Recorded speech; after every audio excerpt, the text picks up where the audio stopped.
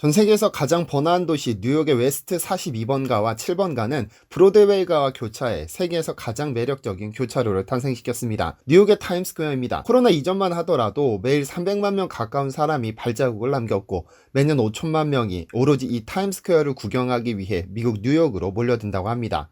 전 세계 엔터테인먼트의 중심지, 우주의 중심, 세계의 교차로라 불리는 이 타임스퀘어에 지난 11월 갑자기 한국 태극기로 도배됐습니다.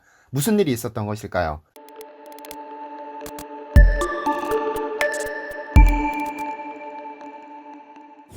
안녕하세요, 디스멘터리입니다. 세계 최고의 선수들이 모인다는 메이저리그에서 최후의 4할 타자라고 불리던 전설적인 야구 선수가 있습니다. 그가 활약한 보스턴 레드삭스뿐 아니라 메이저리그 역사상 최고의 선수 중 한 명으로 그의 명언은 많은 남성들의 가슴을 뛰게 했습니다. 남자라면 그날의 목표, 인생의 목표가 있어야 한다. 내 목표는 사람들이 이런 말을 하게 하는 것이다. 저기 테드 윌리엄스가 지나간다. 이제까지 존재한 타자들 중 가장 위대한 타자다. 1940년대에서 1950년대에 활약했던 역사상 가장 위대한 야구 선수 중 한 명이자 베이브루스와 겨룰 수 있는 거의 유일한 타자, 바로 테드 윌리엄스입니다. 그는 아메리칸 리그에서 2번의 트리플 크라운을 차지한 유일한 타자이면서 7번의 타격왕, 4번의 홈런왕과 타점왕을 차지했던 전설 중의 전설입니다. 이런 선수가 모든 것을 포기하고 한국으로 건너왔다는 것은 잘 알려진 이야기입니다. 1952년 5월 1일 디트로이트 타이거스와의 경기에서 3타수 2안타 1홈런을 기록한 뒤 정확히 이틀 뒤 그는 한국행 전투기에 몸을 실었습니다. 저 멀리 한반도에서 발발한 한국전쟁에 전투기 조종사로 참전하기 위해서였죠. 그는 휴전협정이 체결된 1953년 7월까지 전투기 조종사로 복무하며 총 39차례의 전투에 나서 목숨이 위태로운 위기를 수없이 겪었습니다. 정확히 70년 전 6월 25일부터 3년 1개월간 발생한 6.25 한국전쟁은 한국 현대사를 통틀어 가장 중요하고 슬픈 사건이었습니다. 어머니, 어제 저는 내복을 제 손으로 빨아 입었습니다. 비눈내 나는 청결한 내복을 입으면서 저는 한 가지 생각을 했습니다. 어머니가 빨아주시던 백옷 같은 내복과 제가 빨아입은 그다지 청결하지 못한 내복의 의미를 말입니다. 그런데 저는 그 내복을 갈아입으면서 왜 수위를 문득 생각했는지 모릅니다. 어머니, 어쩌면 제가 오늘 죽을지도 모릅니다. 어머니와 형제들을 다시 못 만나고 죽을 생각하니 약간 두렵습니다. 하지만 저는 살아서 꼭 돌아가겠습니다. 지금으로부터 정확히 70년 전 서울 동성중학교 3학년 학도병 이우근 군이 북한군과의 전투를 앞두고 어머니에게 남긴 학도병의 편지의 일부입니다. 결국 그는 전쟁터에서 돌아오지 못했습니다. 70년 전 한국 땅에서 발발한 6.25 전쟁은 수많은 비극을 낳았습니다. 아직 엄마 품이 그리울 15살 학도병은 포탄이 날아드는 전쟁터로 나아가 북한군을 맞아 용감하게 싸우다 전사했고, 조국을 지키기 위해 전쟁터로 나간 국군 13만 7,899명, 한국을 돕기 위해 파견된 참전군 37,902명이 안타까운 목숨을 잃었습니다. 위에서 잠시 살펴본 테드 윌리엄스의 경우는 1941년 타율 4할을 기록하며 타격왕에 올랐는데 그 이후로 이 기록이 깨지지 않아 MLB 최후의 4할 타자로 기억됩니다. 이렇게 대단한 타격감을 자랑한 그는 당장 1년 뒤 1942년 제2차 세계대전에 뛰어들며 미 해군에 입대했습니다. 그해 트리플 크라운을 차지했던 그는 1943년부터 비행교육대 교관을 맡았는데 진짜 전투에 참여하지는 않았습니다만 6.25 전쟁 때는 달랐습니다. 1952년 한반도로 날아온 그는 총 39번의 전투 비행을 직접 나서기도 했고, 한 번은 목숨이 위태로운 상황을 겪기도 했는데요. 윌리엄스는 평양 북한군 막사와 보급대를 폭격하라는 명령을 받은 후 평양으로 날아갑니다. 그리고는 목표 지점을 정확히 타격한 후에 복귀하던 중 북한군의 대공포에 일격을 맞고 추락 위기에 몰렸습니다. 지휘부에서는 그에게 당장 비상탈출하라는 지시를 내렸지만 그는 비상탈출 후 부상을 입게 되며 다시 야구를 하지 못할 것을 우려해 이를 거부했습니다. 그리고는 가까스로 수원 비행장에 비상 착륙했는데 몸에는 엄청난 화상을 입고는 한 달간 병원에 있어야 했죠. 그리고는 1953년 휴전협정이 체결된 후 미국으로 돌아가 복귀합니다. 그리고 그해 37경기에 나서 타율 4할에 13홈런을 기록하며 14개월간의 공백을 무색해 했죠. 그 이후로 메이저리그에 8년을 더 뛰면서 역사상 최고의 선수로 기록됐고 1966년에는 명예의 전당에 헌액됐습니다. 우리가 즐겨보는 메이저리그 선수 중 한국전쟁에 참여한 인물은 꽤 있습니다. 메이저리그 역사에서 투수로서 절대로 깨지지 않는 기록이 있습니다. 갓 데뷔한 신인이 투수에게 최고 영예라는 싸이 영상을 수상하고 그와 더불어 MVP까지 차지하는 건데요. 신인왕은 자연스럽게 따라오게 되죠. 역사상 딱 2명의 선수 돈 뉴컴과 저스틴 벌랜더만이 세운 기록입니다. 1949년 이후 2011년 디트로이트에서 활약하던 저스틴 벌랜더 이전의 유일한 선수가 바로 돈 뉴컴입니다.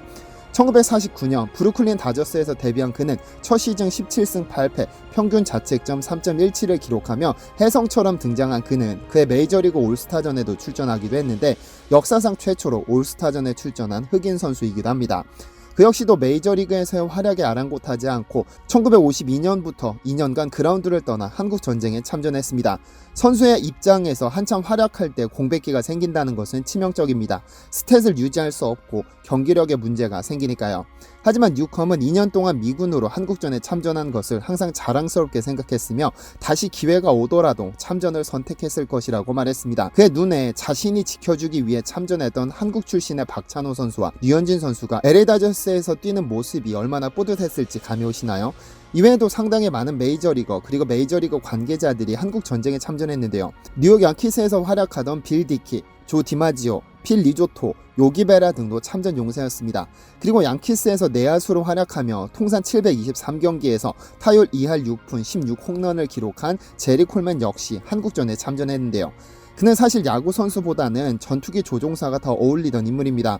메이저리그 데뷔 전 제2차 세계대전에서 57차례 출격했고 한국전에서는 63차례나 비행에 출격해 2개의 공군 십자훈장, 13개의 공군 수훈장, 3개의 해군 표창을 받았습니다. 그래서 그의 별명은 캡틴이기도 합니다. 알려진 바에 따르면 약 340명의 메이저리거와 3,000명의 마이너리거가 징집 또는 자원 입대를 통해 2차 대전과 한국전쟁에 참가했고 그중 35명은 명예의 전당에 올랐습니다. 누군가 어려움에 처했을 때 목숨 걸고 도와준다는 것이 얼마나 어려운 일인지는 우리는 잘 알고 있습니다. 그래서 한국 정부는 전쟁 후 현재까지도 우리를 도와주었던 참전 용사에게 진심을 담아 감사를 표하고 있습니다. 지난 2020년 11월 뉴욕에서 가장 많은 관광객이 찾는다는 타임스퀘어 한 복판에 태극기가 대형 전광판에 휘날렸습니다. 우리는 우리의 현재를 잊게 해준 당신들을 기억할 것입니다 라는 제목의 이 광고는 6.25 전쟁 당시 참전한 군인이 2020년 세계에서 손꼽히는 선진국으로 발전한 모습을 바라보며 흐뭇하게 미소 짓는 모습을 담고 있죠. 국가보훈처와 6.25 전쟁 70주년 사업추진위원회는 유엔 참전용사 국제추모의 날을 기념해 참전용사들의 희생과 공헌에 감사하는 마음을 담아 세계에서 가장 큰 주목을 끄는 타임스퀘어 한복판 전광판 3개를 통해 감사 영상을 게재했습니다. 동시에 영국 카나리 워프, 켄싱턴 하이스트리트 및 태국 방콕에서도 주요 전광판 8개에 상영했는데요. 이 광고는 아리랑 TV를 통해 22개 유엔 참전국을 포함 전 세계 103개 국가에 제공되며 특히 CNN 및 BBC 등 세계적인 주요 방송사를 통해서도 방영했습니다. 6.25 전쟁 70주년 국민 서포터즈 명예단장으로 활동 중인 서경덕 성신여대 교수는 지난 10년 전에 이어 올해에도 뉴욕 타임스퀘어에 감사 광고를 집행했는데 뉴욕을 넘어 전 세계 22개 참전국 모든 나라에 감사 광고를 올릴 수 있어서 정말 감개무량하다고 전했죠. 현재 우리가 즐기고 느끼는 모든 것들은 참전용사가 목숨을 바쳐 지켜낸 평화입니다. 그분들에게 항상 감사하는 마음을 담아 살아야겠습니다. 그런데 우리가 한국 전쟁에 참전해준 참전용사들만큼이나 감사해야 하는 분들이 있습니다. 지게부대라고 아시나요? 지게는 우리나라의 대표적인 농업용 운반기구로 우리 민족이 직접 발명한 연장입니다. 무거운 짐을 실어 운반하기에 이보다 편리한 도구는 없죠. 지금이야 거의 보기 힘들지만 6, 70년대에는 농촌 어디에서나 흔히 볼 수 있는 농기구였습니다. 그런데 6.25 전쟁 당시 이 지게를 메고 다니며 큰 활약을 했던 영웅들이 있었습니다. 미군들은 이들을 두고 에이트공대라고 불렀죠. 전쟁의 승패를 결정하는 가장 큰 요소 중 하나는 전투 보급품을 최대한 빠르고 신속하게 적재적소로 공급하는 것입니다. 흔히 전쟁을 소재로 한 영화나 드라마 등을 보면 보급로를 차단하라는 명령을 내리는 지휘관을 볼 수 있는데요. 그만큼 보급품이 끊기는 순간 적군은 전의를 상실하게 됩니다. 한국전쟁이 발발한 한반도의 경우는 국토의 70%가 험한 산악지대인 관계로 물자를 운반하기에 최악의 조건을 갖추고 있습니다. 4바퀴 자동차가 산꼭대기까지 이동할 수는 없으니까요. 그래서 물자를 보급하느라 항상 병력이 부족했던 미군은 최후의 수단으로 민간인 협력을 요청했고 이승만 대통령은 1950년 7월 26일 긴급명령 제6호 징발에 관한 특별조치령을 발동합니다. 이를 시작으로 전국 각지에서는 민간인들이 징발되기 시작합니다. 당시 징집 연령은 35세부터 60세까지의 건강한 남성으로 한정했는데 실제로는 징집 대상과는 달리 10대 소년부터 60대 이상의 노인까지 징발했습니다. 이들은 자동차가 다닐 수 없는 산꼭대기 회복되기까지 탄약, 연료, 식량, 보급품을 운반하느라 엄청난 고생을 겪어야 했습니다. 이 지게부대의 공식 명칭은 노무단, 근무단, 보국대 등으로 불렸지만 지게를 짊어지고 물자를 나르는 모습 덕분에 지게부대로 더 잘 알려져 있습니다. 당시 15세였던 진복균 씨의 증언에 의하면 밤낮을 가리지 않고 전방 산악지대 고지까지 실탄이 든 철통 2개를 멜빵에 짊어지고 기어오르곤 했다며 그들이 얼마나 고된 노동으로 물자를 보급했는지 알 수 있는데요. 매일 16km 떨어진 고지에 45kg이 넘는 보급품을 운반하고 되돌아왔다고 하죠.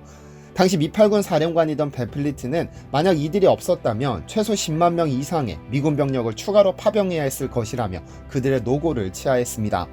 포탄이 날아다니는 전장에서 언제 총에 맞을지도 모르는 불안감과 배고픔을 이겨내며 물자를 날랐던 이들이 없었다면 지금쯤 우리 한국도 이렇게 발전할 수 없었지 않았을까요? 시청해주셔서 감사합니다.